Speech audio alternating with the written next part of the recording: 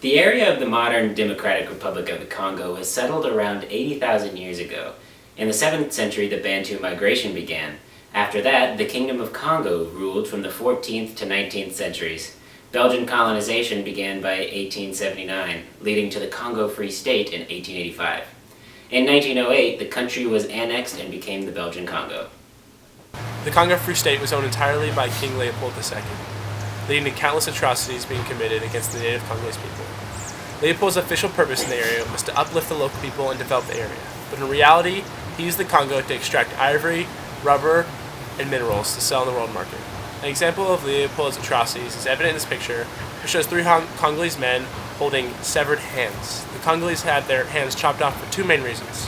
One is if they failed to meet their work quotas, and two is because Congolese fighters were instructed to cut off the hands of the people they killed to prove that they killed them. In the Rubber Coils is a 1906 Punch publication comic which symbolizes King Leopold II's imperialist grasp on the Congolese. Leopold was the king of Belgium and its colonies for 27 years and was directly responsible for the deaths of 30 million. King Leopold promised civilization, slave trade abolition, and safety to the Congolese, but failed to keep any of these promises, instead exploiting natural resources, enslaving citizens, and mutilating the forced laborers. In 1908, the UK and other European countries pressured the Belgian parliament into taking over the Congo from Leopold. The Belgian Congo was ruled over by colonial administrators, political activity was prohibited, and any attempts at rebellion were dealt with by the force publique, an army made up of Congolese people forced into service by the Belgians. The Belgian Congo was involved in both world wars. In World War I, the force publique had a direct conflict with German forces in Germany, East Africa. And in World War II, the Congo was a source of money for the Belgian government in London, and the force publique fought in the Allied campaigns in Africa. There were two groups that became voices for Congolese independence: the Congolese National Movement, the MNC, and the Alliance Disma Congo, also known as the ABACO.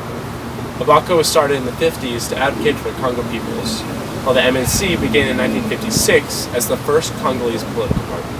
Also in 1956, ABACO called for immediate self-government, as well as staging nationwide protests led by Joseph Kasavubu.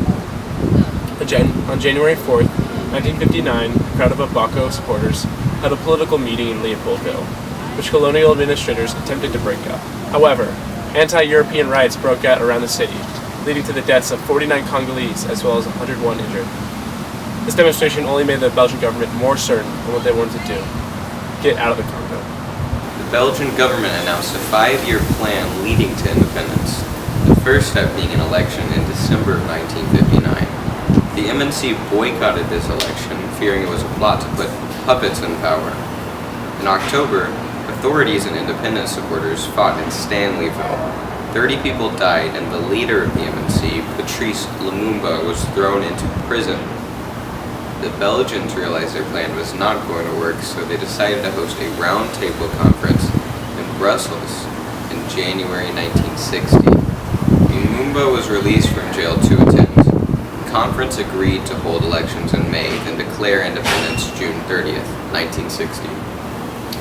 They also developed a constitution based on the Belgian constitution. In May, Lumumba was elected prime minister and ABACO's Kasavubu became president.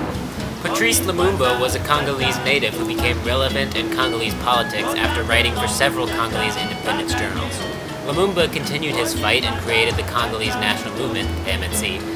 After the 5-year plan, Lumumba was worried the Belgians would rig the election, and he entered the elections as a fighter for national liberation. After his overwhelming victory, Patrice Lumumba became the first Prime Minister of the Democratic Republic of Congo, and on the day of independence and his inauguration, June 30th, 1960, he gave a famous speech celebrating independence from colonial rule. Combattants de l'indépendance, aujourd'hui victorieux, je vous salue au nom du gouvernement congolais. À vous tous, mes amis, qui avez lutté sans relâche à nos côtés, je vous demande de faire de ce 30 juin 1960 une date illustre que vous garderez ineffaçablement gravée dans vos cœurs, une date dont vous enseignerez avec fierté la signification à vos enfants, pour que ceux-ci, à leur tour, fassent connaître à leurs fils et à leurs petits-fils l'histoire glorieuse de notre lutte pour la liberté. What followed the election was a 5-year period of political instability, called the Congo Crisis. Lumumba did not last until the end of the year, being dismissed by Kasavubu. During the struggle, Army Colonel Joseph Mobutu seized power. Mobutu, who had renamed the country to Zaire, held power until 1997, when he was ousted and the name returned to the Democratic Republic of Congo. To this day, Congo remains in political instability, Belgium's final parting gift.